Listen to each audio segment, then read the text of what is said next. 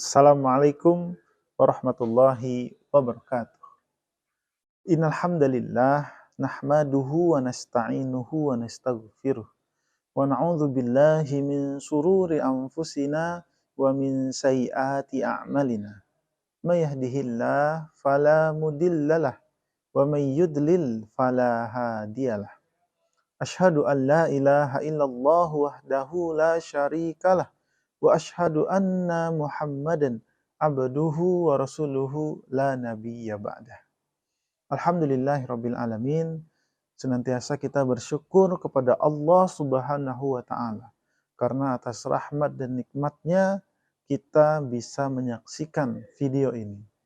Kata Allah, fa idz ta'adzana rabbukum la in syakartum la azidannakum wa la in kafartum inna adzabi lasyadid.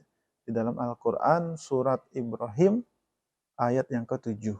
Surat Ibrahim surat yang ke-14.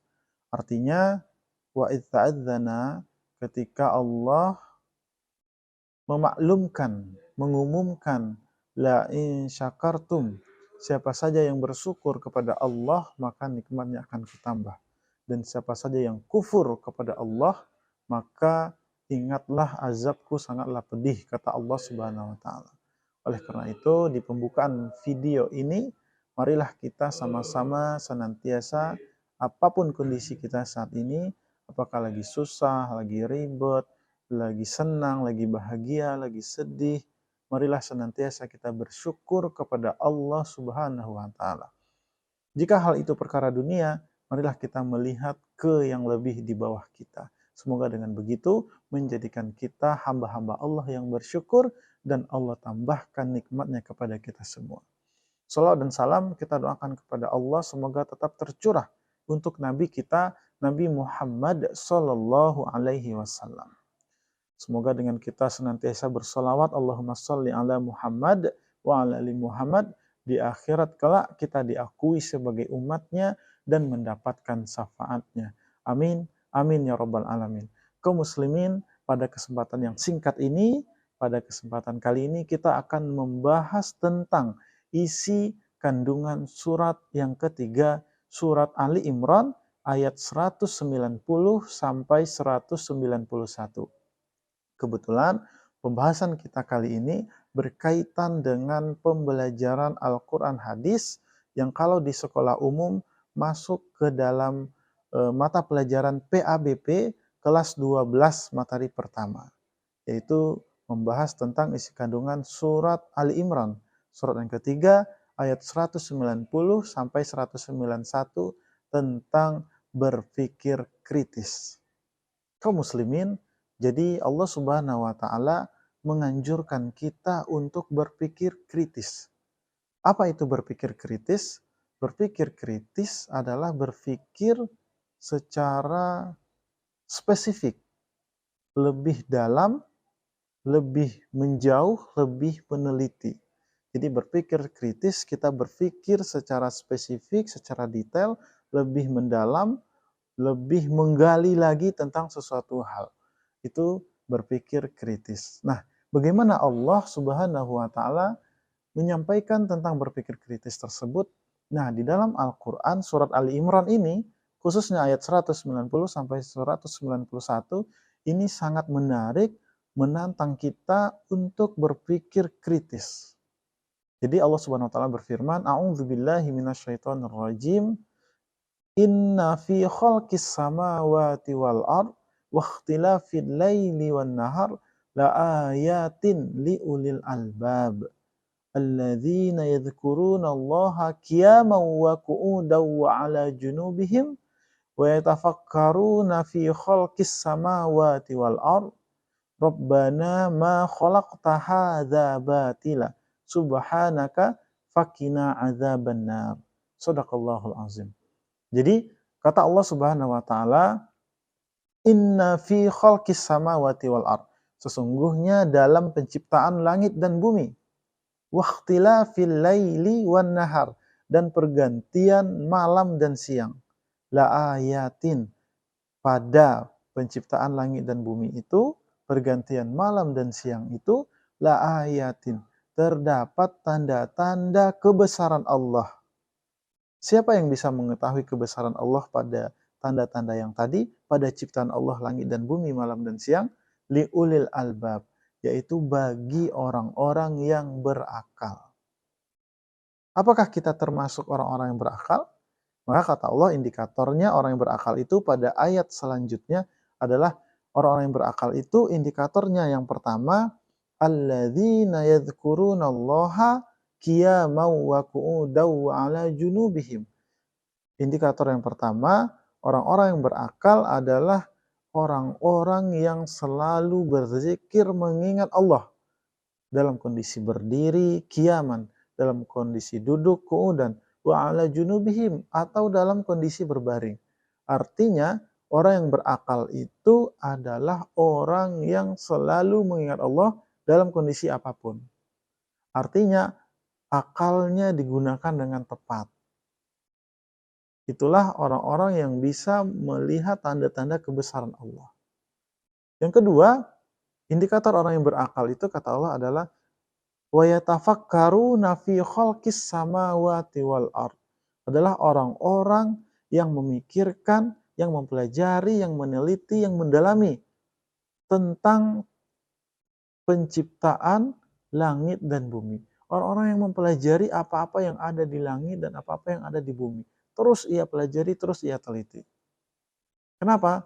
Karena ternyata semua apapun yang diciptakan oleh Allah itu, kalau kita kaji lebih dalam, itu tidak ada yang sia-sia. Semuanya pasti bermanfaat, kata Allah. Kenapa? Karena di akhir ayat Allah menyampaikan, maka orang-orang yang berakal, yang meneliti itu akan mengatakan, Rabbana ma khalaqta hadza batila. Rabbana, ya Tuhan kami, ma tidaklah khalaqta, engkau ciptakan hadza, semua ini, batila, sia-sia. Subhanaka, maha suci engkau, ya Allah, fakina azabannar, lindungilah kami dari azab neraka. Jadi, kaum muslimin, dari ayat ini kita belajar untuk mendalami, mempelajari ciptaan Allah.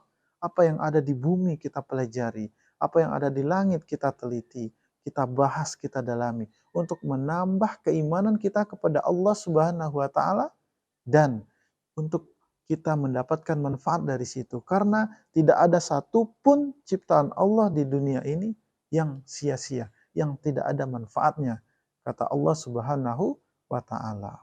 Coba kita cek. Binatang yang paling menjijikkan saja, belatung saja, itu ada manfaatnya. Ya, untuk menguraikan bangkai, menguraikan sesuatu yang sudah busuk, itulah belatung, ada manfaatnya. Apalagi yang jelas-jelas ciptaan Allah yang bermanfaat. Kaum muslimin, pendengar channel Dani Mukhlis yang dirahmati oleh Allah Azza wa Jalla. Berikutnya coba kita teliti tentang waqtilafil laili wan nahar, pergantian malam dan siang. Di sini Allah mengatakan pergantian malam dan siang. Coba kita lihat kalender Masehi, kita bandingkan dengan kalender Hijriah. Kalender Masehi, pergantian harinya itu adalah pukul 23.59 ke pukul 00. Itu berganti hari pada tengah malam. Coba kita bayangkan ketika jam belum ditemukan. Atau ketika jam di dunia ini error. Apakah kita bisa memastikan kapan hari itu bergantinya? Sudah berganti atau belum? Pasti kita akan kesulitan. Tapi kalau kita menggunakan kalender Hijriah yang mana pergantian tanggalnya itu adalah ketika terbenamnya matahari dan mulainya malam. Yang namanya berganti tentu ada perubahan di situ dan sangat terlihat. Jadi pergantian tanggal di dalam Islam adalah berakhirnya satu hari itu ketika terbenamnya matahari. Hilangnya terang, mulai redup, dan terbitnya malam, mulainya gelap. Walaupun tidak ada jam di situ, maka kita pun bisa menentukan hari itu sudah berganti. Dengan tanda-tandanya terbenamnya matahari, masuknya waktu maghrib. Masya Allah. Ternyata kalau kita kaji-kaji semua yang Allah ciptakan itu, ternyata sangat logis dan bermanfaat.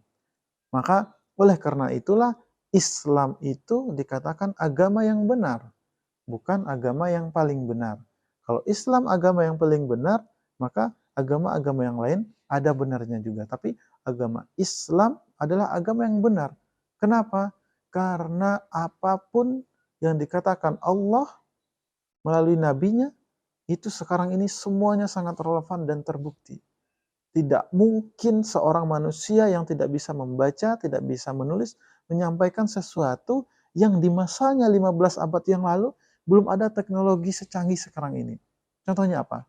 Bagaimana Al-Quran menyampaikan proses terciptanya manusia dari sperma berubah menjadi segumpal darah, segumpal daging, membentuk tulang belulang. Tidak mungkin Nabi Muhammad SAW tahu hal yang seperti itu kalau tidak dikasih tahu oleh yang maha mengetahui.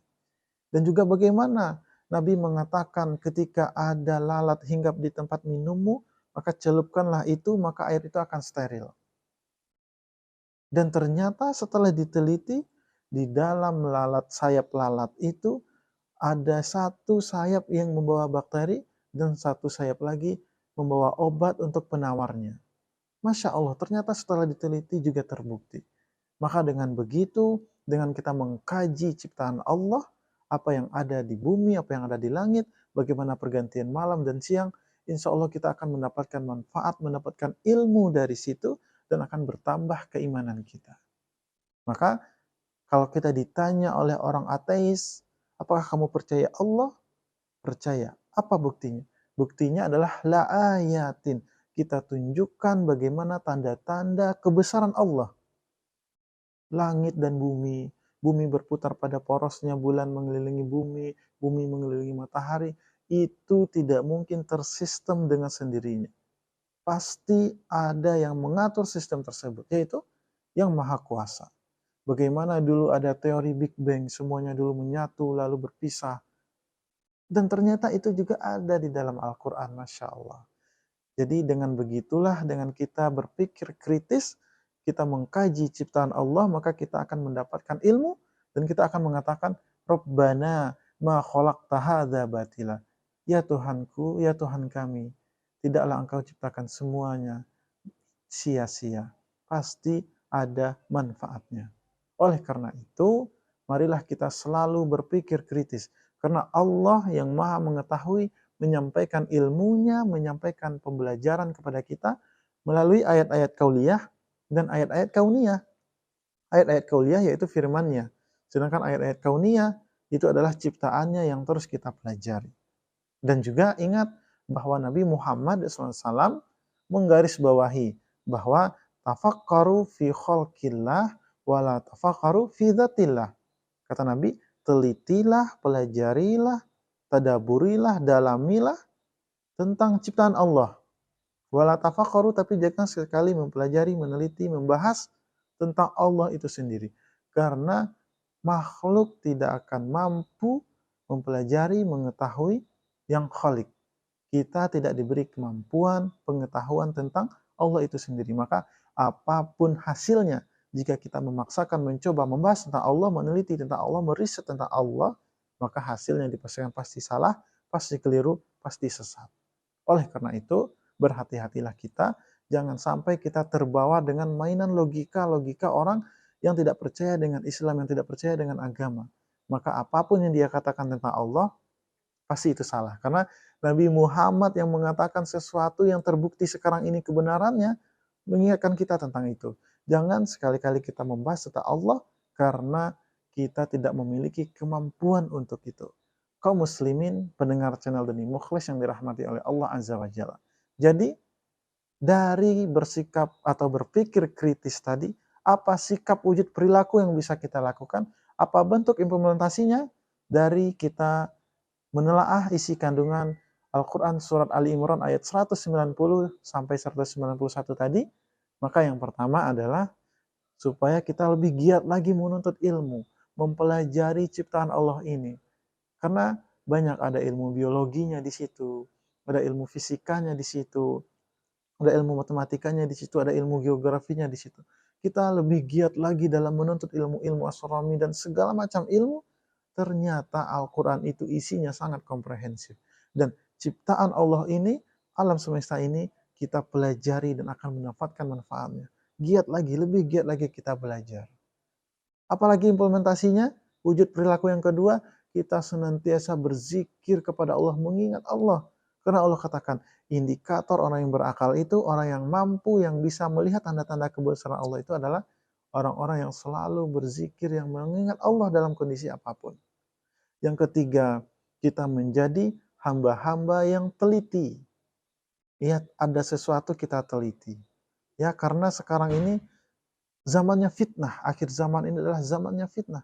Banyak fitnah, banyak kebohongan, apalagi di media sosial. Maka kalau kita menerima informasi sesuatu, informasi, kita teliti, kita tabayun.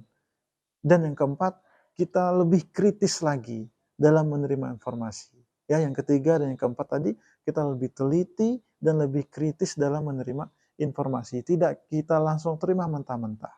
Seperti itu. Itulah di antara implementasi dari kita membahas isi kandungan surat Ali Imran 190 sampai 191. Dan hikmahnya kita membahas tadi, yang pertama, semakin mendekatkan diri kita kepada Allah Subhanahu wa taala. Yang kedua, kita dapat memahami tanda-tanda kebesaran Allah dari ciptaan-ciptaan Allah. Yang ketiga, memperluas pengetahuan kita dan mengasah kemampuan kita untuk senantiasa berpikir kritis, meneliti lebih jauh lagi, mendalami sesuatu hal. Dan yang keempat, menumbuhkan sikap tabayun, sikap klarifikasi terhadap informasi yang kita terima. Karena akhir zaman adalah zamannya fitnah, kita perlu untuk antisipasi sikap tabayun, mengklarifikasi. Jangan gampang termakan omongan sesuatu yang belum tentu itu benar. Kaum muslimin, jadi itulah pada kesempatan kali ini yang dapat saya sampaikan. Semoga bermanfaat untuk kita semua, khususnya untuk calon pemimpin masa depan kelas 12 yang sedang membahas materi ini. Semoga bermanfaat. Terima kasih. Assalamualaikum warahmatullahi wabarakatuh.